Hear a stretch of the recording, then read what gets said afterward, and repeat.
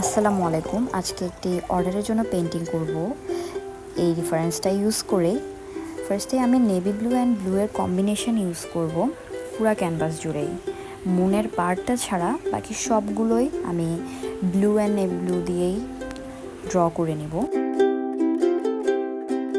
ভালোভাবে ব্লেন্ড করে নিব। অ্যান্ড মুনটা ড্র করার জন্য আমার করতে হবে, ফার্স্টে মুনটাকে আমি হোয়াইট বেস কালারটা দিয়ে দিব। মুনের সাইডে হচ্ছে আমি স্কাই ব্লু কালারের একটি বর্ডারের মতো এঁকে নিব।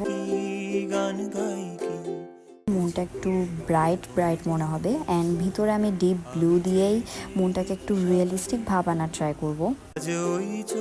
হচ্ছে আমি লিফ ড্র করব, একটু ডিপ গ্রিন ইউজ করব।